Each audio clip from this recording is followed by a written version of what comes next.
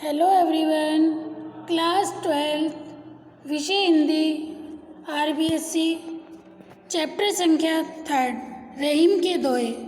बेटा मैंने 9 दोहे आपको प्रीवियस क्लास में समझा दिए थे, ठीक है। आज हम दोहा संख्या 10 से स्टार्ट कर रहे हैं, ओके। मुझे लगता है 9 जो आपको समझाए आपको अच्छे से समझ आ गए होंगे, क्योंकि उससे रिलेटेड आपको कोई डाउट नहीं था। डाउट होता तो आप ज़रूर क्लियर करते, ठीक है बेटा। 10 नंबर का दोहा है अपना, देखिए। रहीमन निज मन की विथा, मन ही राखो गोए, सुनी अठी ले लोग सब, बाटी ना ले कोई। रहीमन निज मन की व्यथा, मन ही राखो गोए, सुनी अठी ले लोग सब, बाटे न ले कोई।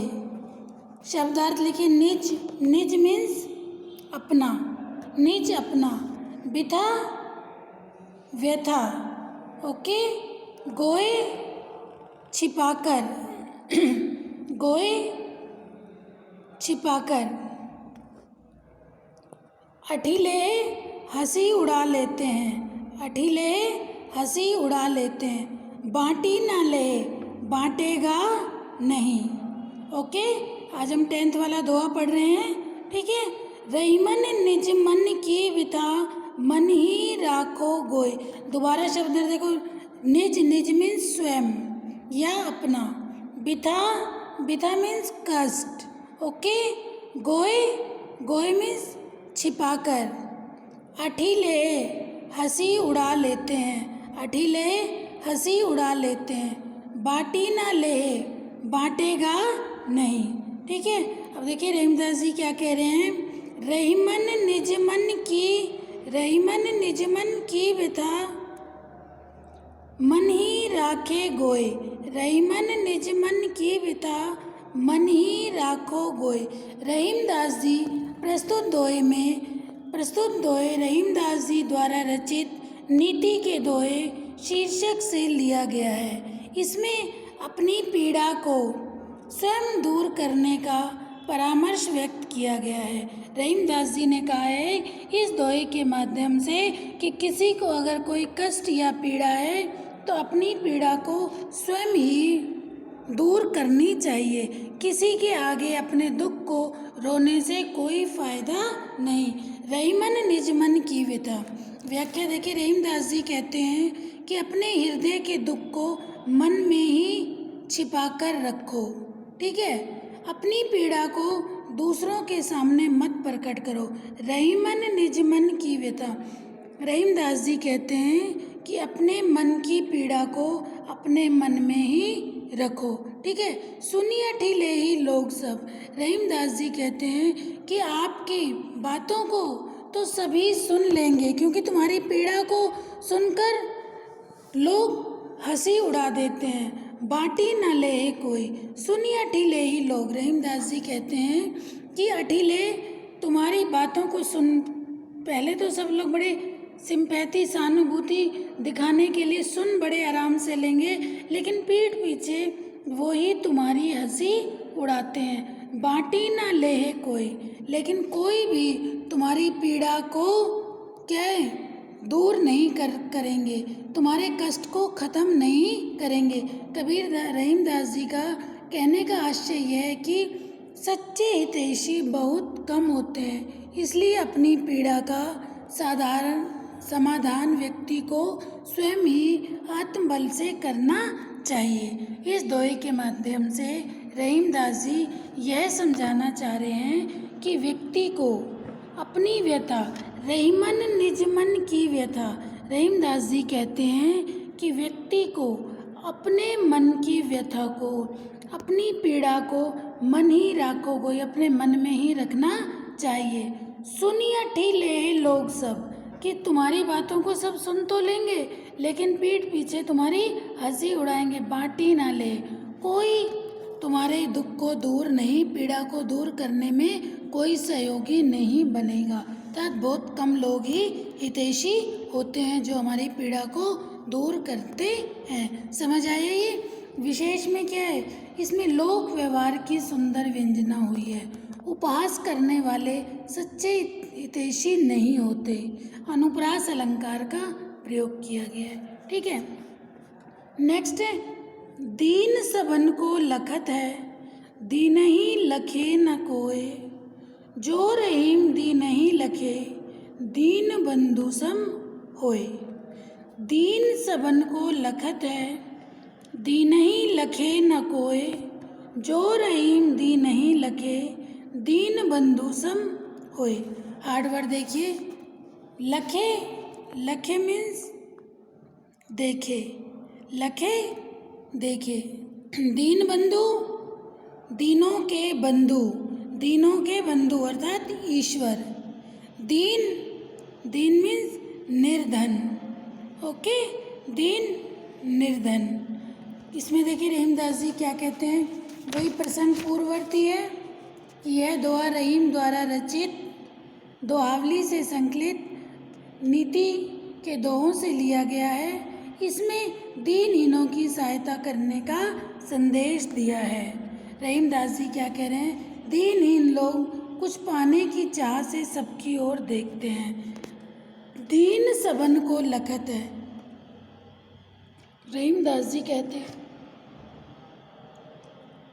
रहीमदास जी कहते हैं जो दीन है, जो निर्धन है, जो गरीब है, वो सहायता के लिए, ठीक है, दीनहीन सहायता के लिए, कुछ पाने के लिए सबकी ओर देखते हैं। दीनहि लखे न कोई, परंतु कोई भी उनकी ओर ध्यान नहीं देता। दीनहि लखे न कोई, लखे मीन्स देखे, लेकिन कोई भी दीनों की ओर नहीं ध्यान देता, उनकी सहायता नहीं करता। जो रहीम दीनन नहीं लखे, रहीमदास जी कहते हैं कि जो दीन दुखियों की सहायता करता है, दीन बंधु सम होय, वह साक्षात दीन बंधु ईश्वर के समान होता है। देखिए रहीमदास जी ने क्या कहा है, दीन सबन को लखत है। रहीमदास जी कहते हैं कि निर्धन व्यक्ति सबको देखता है, अर्थात सबकी ओर उम्मीद लगाए रखता है कि कहीं से मुझे कुछ मिल जाएगा। दीन ही लखे न कोई, लेकिन दीनों की ओर कोई भी ध्यान नहीं देता। जो रहीम दीन नहीं लखे, रहीमदास जी कहते हैं कि जो दीनों की ओर देखते हैं, दीन बंधु सम होए, वो दीन बंधु के समान है, अर्थात वो ईश्वर के समान है। जो दीन बंधु की ओर देखता है, अर्थात जो दीनों की ओर दया करता है, वो ईश्वर के समान है। ओके, नेक्स्ट है दोनों रहीम एक से, जोलो बोलत नाही। दोनों रहीमन एक से, जोलो बोलत नाही। जान परत है काज पिक, ऋतु बसंत के माही। दोनों रहीमन एक से, जोलो बोलत नाही। जान परत है काक पिक, वसंत ऋतु के माही। शब्दार्थ देखिए बेटा, दोनों रहीमन एक से, जोलो बोलत नाही। जोलो, जोलो जब तक, जो मीन्स जब, लो मीन्स तक, जब तक, पिक, पिक मीन्स कोयल। ठीक है, देखिए रहीमदास जी क्या कह रहे हैं, दोनों रहीमन एक से, जोलो बोलत नाही।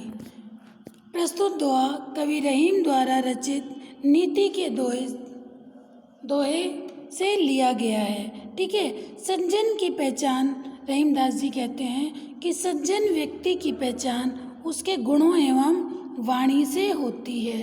सज्जन व्यक्ति की पहचान उसके गुणों व वाणी से होती है, रहीमदास जी ने कहा है। ठीक है, व्याख्या देखिए, रहीमदास जी कहते हैं कि कौवा और कोयल रंग रूप में एक समान होते हैं। दोनों रहीमन एक से, जो बोलत नाही। रहीमदास जी कहते हैं कौवा और कोयल दोनों एक से होते हैं। दोनों रहीमन एक से, रहीमदास जी कहते हैं कौवा और कोयल दोनों एक से होते हैं। जो बोलत नहीं, जब तक वो बोलते नहीं। जान परत है काक पिक, ऋतु बसंत के माही। रहीमदास जी कहते हैं जब तक उनमें भेद करना कठिन रहता है कि कौन कौवा है और कौन कर, क्योंकि दोनों का रंग कैसा है, काला। लेकिन वसंत ऋतु में जान पड़ता है काक पिक, लेकिन जब वसंत ऋतु आती है तब कौवा काऊ काऊ और कोयल मधुर कूक करती है। जान पड़ता है काक पिक ऋतु वसंत में माही। रहीमदास जी क्या कह रहे हैं, जब वसंत ऋतु आती है तब पता चलता है कौवा और कोयल दोनों बोलते हैं। कौवा कैसे काऊ काऊ करता है और कौवा कोयल कितनी मधुर कूक करती है। जब तक उनका भेद खुल जाता है, अर्थात वाणी से पता चल जाता है कौन दुर्जन है और कौन सज्जन। समझ आया? ये दोनों रहीमन एक से, कौवा और कोयल एक से होते हैं, कोई अंतर नहीं कर सकता। जान पड़ता है काक पिक ऋतु वसंत के माही। रहीमदास जी कहते हैं जब वसंत ऋतु आती है, जब दोनों बोलते हैं, कौवा कैसे काऊ काऊ करता है और कोयल कितनी मधुर वाणी में बोलती है, तब पता चलता है कि कौन दुर्जन है और कौन सज्जन। हो गया बेटा? नेक्स्ट है, बड़े बड़ाई ना करे बड़ों न बोले बोल, रहीमन हीरा कब कहे लाख टका मेरो मोल। ठीक है, इसके शब्दार्थ देखिए।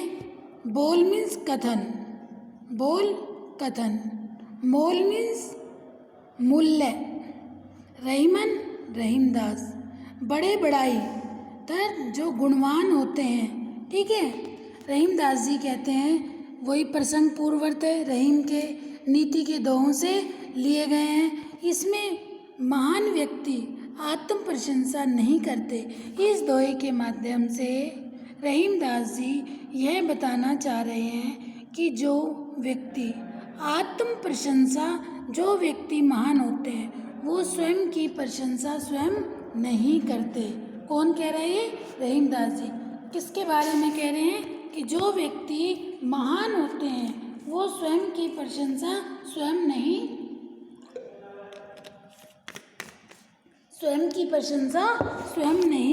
करते।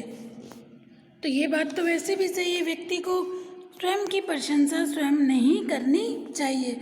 तारीफ वो होती है जो आपके गुणों की तारीफ कोई दूसरा व्यक्ति करता है, स्वयं की तारीफ स्वयं नहीं करनी चाहिए। देखिए, बड़े बड़ाई ना करे बड़ों न बोले बोल। रहीमदास जी कह रहे हैं बड़े लोगों का स्वभाव होता है कि वे अपने मुंह से अपनी बड़ाई नहीं करते।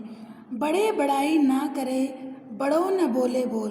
रहीमदास जी कहते हैं कि जो बड़े व्यक्ति होते हैं वो अपने मुंह से अपनी बड़ाई नहीं करते, वे आत्म प्रशंसा में बड़ी बड़ी बातें नहीं करते। रहीमन हीरा कब कहे लाख टका मेरा मोल। रहीमदास जी कहते हैं कि क्या हीरा कभी, रहीमदास जी कहते हैं अपने मुंह से यह नहीं कहता कि मेरा मूल्य लाख रुपए है। इसी तरह जो बड़े व्यक्ति होते हैं, जो महान व्यक्ति होते हैं, वो अपनी तारीफ स्वयं नहीं करते। बड़े बड़ाई ना करे बड़ों न बोले बोल। रहीमदास जी कहते हैं कि जो बड़े व्यक्ति होते हैं वो कभी भी अपनी बड़ाई अपने आप नहीं करते। रहीमन हीरा कब कहे लाख टका मेरा मोल। रहीमदास जी कहते हैं हीरा कब ये कहता है कि मेरा मूल्य लाख रुपए है। ओके, हो गया क्लियर? नेक्स्ट है, बिगड़ी बात बने नहीं लाख करो किन कोय, रहीमन फाटे दूध को मथे न माखन होए। इससे पहले वाले दोहे में देखिए विशेष, हीरे का मूल्य सिर्फ जोरी ही बताता है। अनुप्रास अलंकार का प्रयोग हुआ है, सब विशेष में लिख देना। बड़े लोगों एवं सज्जनों के स्वभाव की विशेषता बताई गई है कि वो अपनी तारीफ स्वयं नहीं करते। ओके बेटा? नेक्स्ट है, बिगड़ी बात बने नहीं लाख करो किन कोय, रहीमन फाटे दूध को मथे न माखन होए। रहीमदास जी बिगड़ी बात, हार्ड वर्ड लिखिए, बिगड़ी बात सम्मान नष्ट होना, बिगड़ी बात का बिगड़ जाना या सम्मान नष्ट होना। लाख करो बहुत प्रयत्न करना, लाख करो बहुत प्रयत्न करना। मथे मीन्स मथना। ओके, अब देखिए बिगड़ी बात बने नहीं, लाख करे किन कोय, रहीमन फाटे दूध को, मथे न माखन होए। रहीमदास जी, प्रसंग आपका पूर्व प्रसंग ही है कि प्रस्तुत दोहा रहीमदास जी के नीति के दोहों से लिया गया है। इसमें रहीमदास जी बताते हैं कि बिगड़ी बात न सुधर पाने का वर्णन कर वाणी पर नियंत्रण रखने का भाव व्यक्त किया है कि एक बार कोई बात बिगड़ जाती है तो उसे हम कितना भी जतन करें तो उसे संभालना मुश्किल हो जाता है। इसलिए हमें अपनी वाणी पर नियंत्रण रखना चाहिए। कौन कह रहा है ये? रहीमदास जी कहते हैं। रहीमदास जी कहते हैं कि बिगड़ी बात को लाख उपाय करने पर भी बिगड़ी बात बने नहीं, लाख करो किन कोई।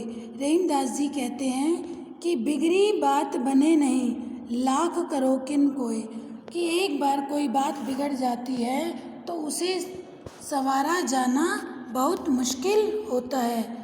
ठीक है, रहीमदास जी कहते हैं एक बार जब कोई बात बिगड़ जाए तो लाख उपाय करने पर भी नहीं संवारा जा सकता। बिगड़ी बात बने नहीं, लाख करो किन कोई। रहीमदास जी कहते हैं कि एक बार जब कोई बात बिगड़ जाती है तो लाख उपाय करने पर भी उसे संवारा जाना मुश्किल होता है। जैसे रहीमदास जी कहते हैं जैसे फटे हुए दूध को लगातार मथने पर भी उसमें से मक्खन नहीं निकलता। रहीमन फाटे दूध को, मथे न माखन होए। रहीमदास जी कहते हैं कि जिस प्रकार फटे हुए दूध को मथने से उसमें से माखन नहीं निकल सकता, कितना भी आप जतन करते रहो, इसी प्रकार रहीमदास जी कहते हैं कि सदा कोशिश यह करनी चाहिए कि बात बिगड़े ना, अर्थात हमें अपने आचरण और वाणी पर हमेशा नियंत्रण रखना चाहिए। क्योंकि वाणी ही है कि हम किसी को कटु वचन कह देते हैं।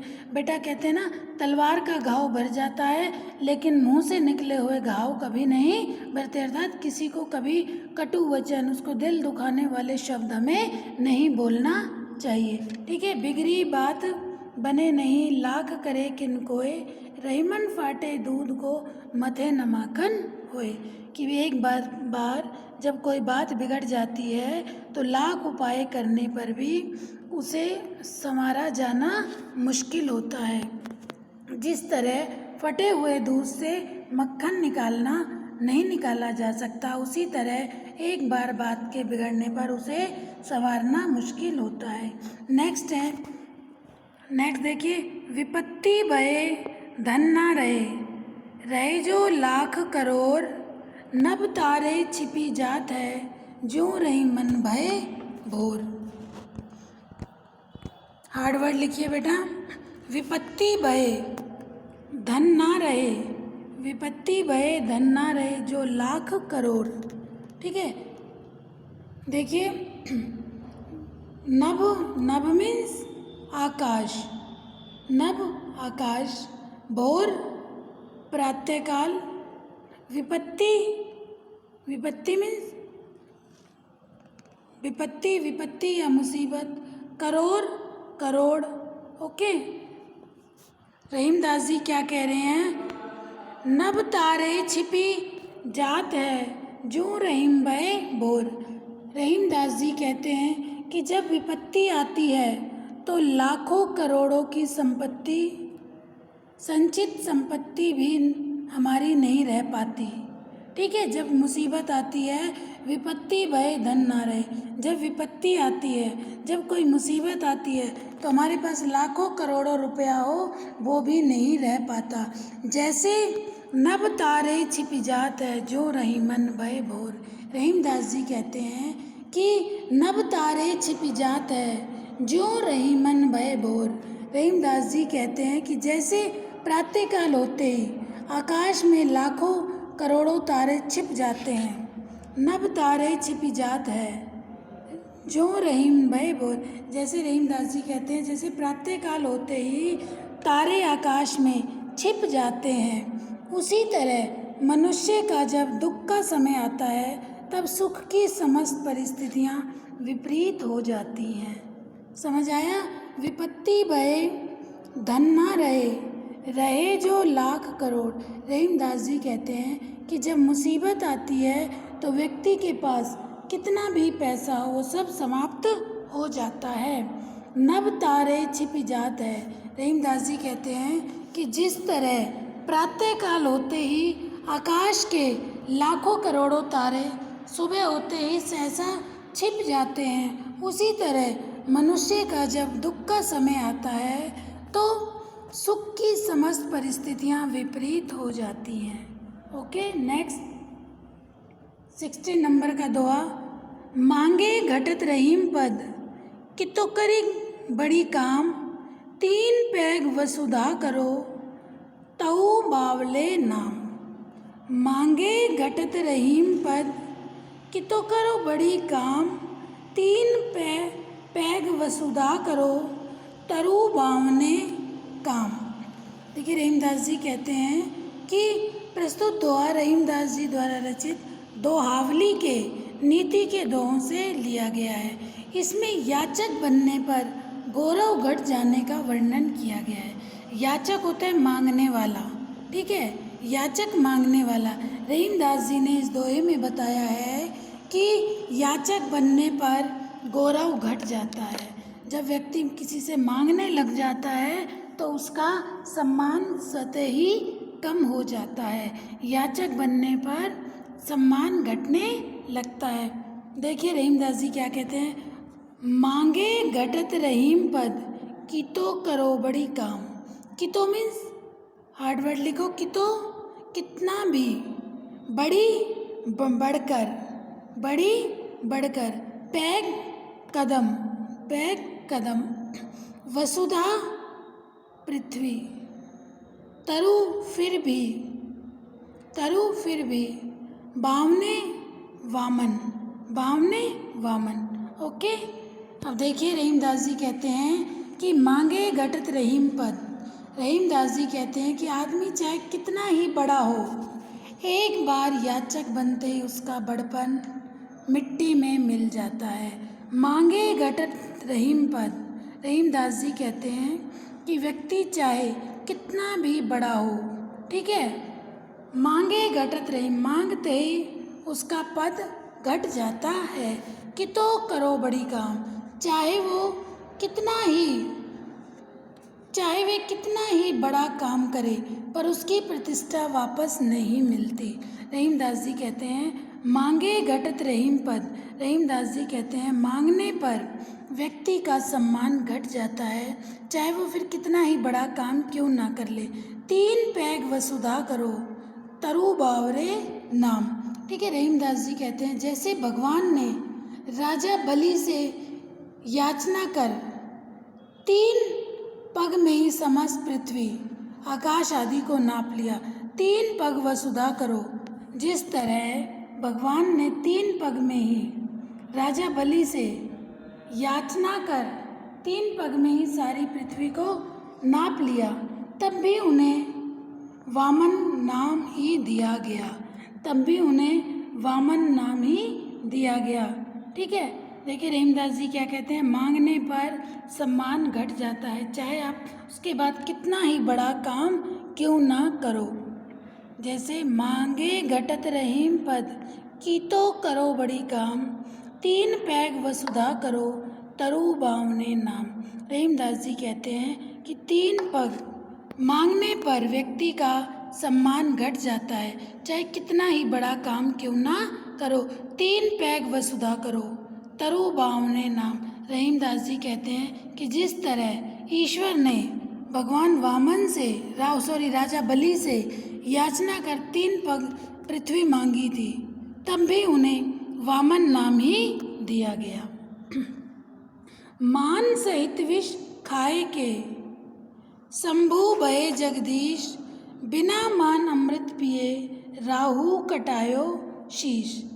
देखिए इसमें हार्ड वर्ड देखिए, विष, विष मीन्स जहर, विष जहर, खाए मीन्स खाना, ठीक है।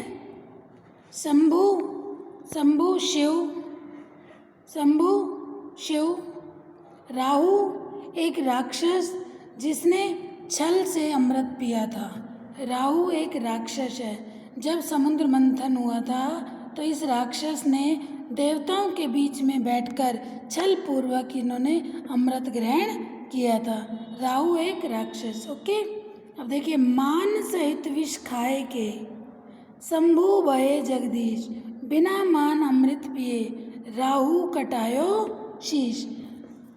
प्रसंग देखिए, प्रस्तुत दोहा रहीम द्वारा रचित दोहावली के नीति के दोहे शीर्षक से लिया गया है। इसमें सम्मान से विषपान करना ही श्रेष्ठ बताया गया है।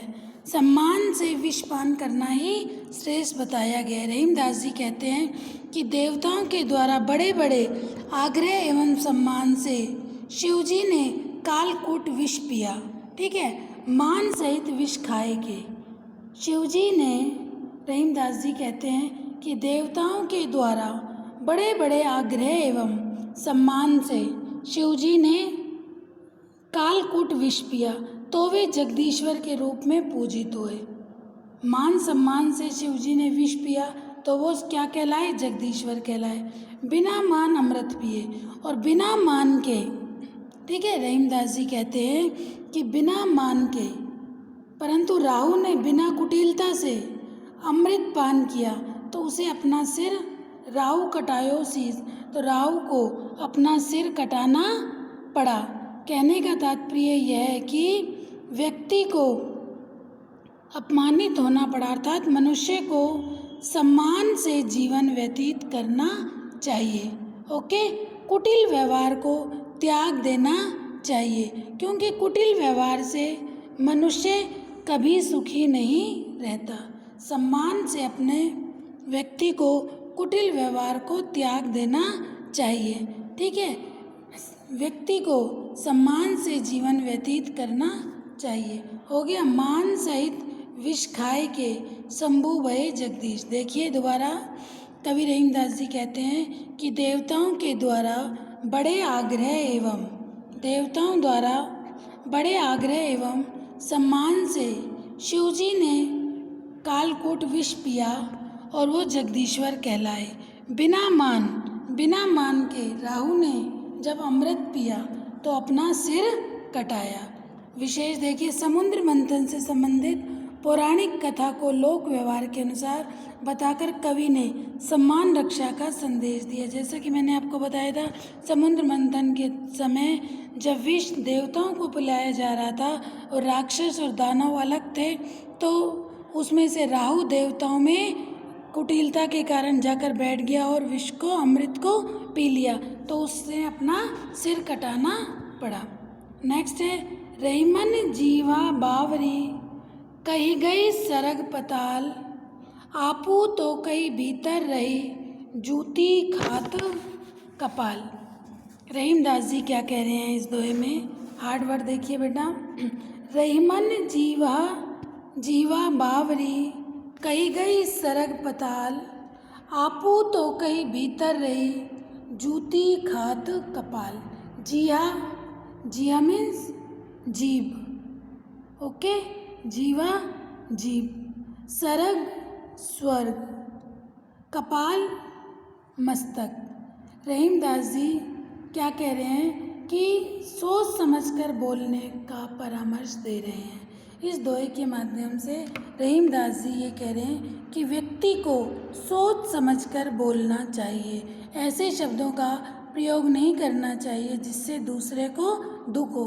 हमें किसी के दिल को नहीं दुखाना चाहिए। कौन कह रहे हैं? रहीमदास जी कह रहे हैं। क्या कह रहे हैं? रहीमन जीवा बावरी, कही गई सरग पताल, आपू तो कई भीतर रही, जूती खात कपाल।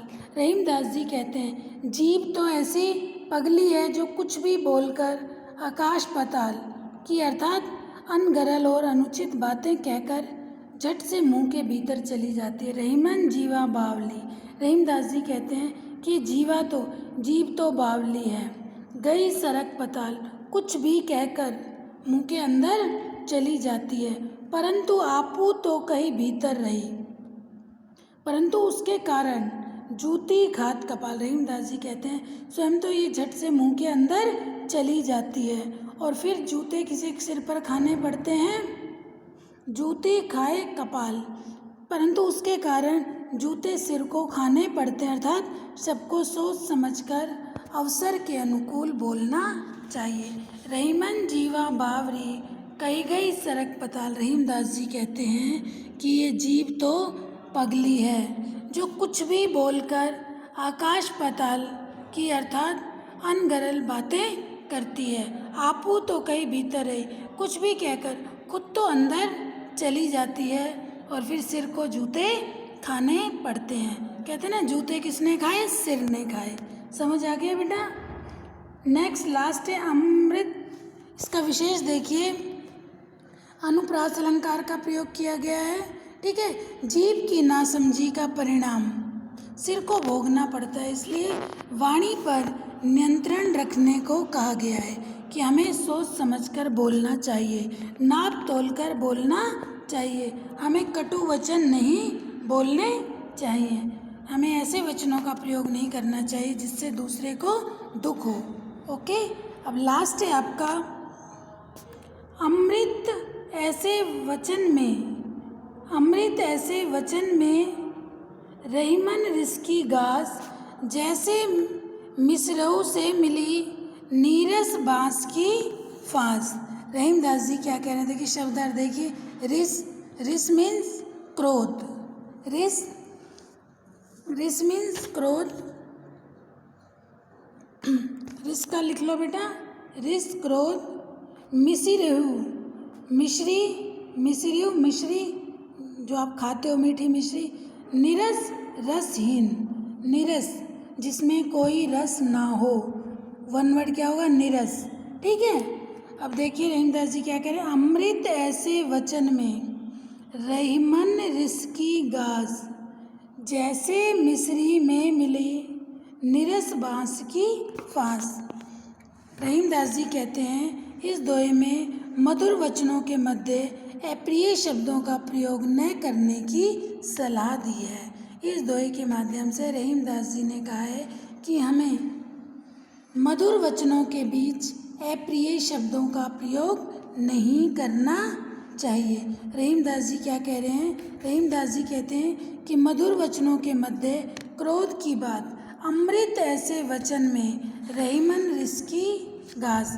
रहीमदास जी कहते हैं कि मधुर वचनों के बीच में, ठीक है, मधुर वचनों के बीच में रहीमदास जी कहते हैं क्रोध की बात मन को खटकती है। अमृत ऐसे वचन में रहीमन रिसकी गास, कि मधुर वचनों के बीच कटु वचन खटकते हैं, जैसे मिश्री में पड़ी हुई बांस की फांस, जैसे मिश्री में मिली नीरस बांस की फांस। रहीमदास जी कहते हैं जैसे मिश्री देखिए कितनी मीठी होती है, व्यक्ति मुंह में खाता है उसे बड़ा स्वाद आता है, लेकिन उसी मिश्री में बांस की फांस, बांस की धांस गले में अटक जाती है। अतएव क्रोध के वचन कभी नहीं कहने चाहिए, वो किसी को भी अच्छे नहीं लगते। तो रहीमदास जी ने क्या कहा, अमृत ऐसे वचन में रहीमन रिसकी गाज। रहीमदास जी कहते हैं कि अमृत वचनों के बीच क्रोध की बात मन को खटकती है। रहीमन रिसकी गाज, जैसे मिश्री में मिले नीरस बांस की फांस। रहीमदास जी कहते हैं जैसे मिश्री में बांस की जो फांस होती है वो गले में अटक जाती है, अगर वो आ जाए मुंह में तो गले में अटक जाती है, इसी तरह क्रोध के वचन हमें कभी नहीं बोलने चाहिए। हमें हमेशा मधुर वाणी में बात करनी चाहिए, मृदुभाषी हमें होना चाहिए। ठीक है बेटा, समझ आ गया ये आपको। अमृत ऐसे वचन में रहीमन रिसकी गाज, जैसे मिश्री में मिली नीरस बांस की फांस। ज्ञानी संत महात्माओं की अमर वाणी को सदैव गाहे बताया गया है। अनुप्रास अलंकार का प्रयोग किया गया है। मिश्री बनाते समय बांस के बारीक रेशों का प्रयोग किया जाता है। इसलिए कहा गया है कि अगर मिश्री खाते खाते मुंह में बांस की धांस आ जाती है तो वो बिल्कुल भी अच्छी गले में अटक जाती है, अच्छी नहीं लगती है। ऐसे ही अमृत रूपी वचनों के बीच क्रोध भरे शब्द खटकते हैं। ठीक है बेटा, ये आपका कंप्लीट हो गया चैप्टर। ओके, अब अच्छे से आप इसको पढ़ लेना, इसकी व्याख्या कर लेना, शब्दार्थ लिख लेना, कवि परिचय लिख लेना। कोई भी डाउट हो बेटा, अपने डाउट ज़रूर क्लियर करो, और डेली का वर्क आप डेली करें, जिससे आप लोगों पर कोई भी बर्डन ना हो। अगर आप डेली का वर्क डेली नहीं करेंगे तो आप पर ही बर्डन आएगा। ठीक है, थोड़ा थोड़ा डेली जो भी कराया जाता है उसे ध्यान से पढ़ो, समझो, और जो भी नोटबुक में लिखने का वर्क है उसे नोट कर लिया करो। कोई भी डाउट्स हो बेटा, अपने डाउट्स ज़रूर क्लियर करो। Okay, thank you.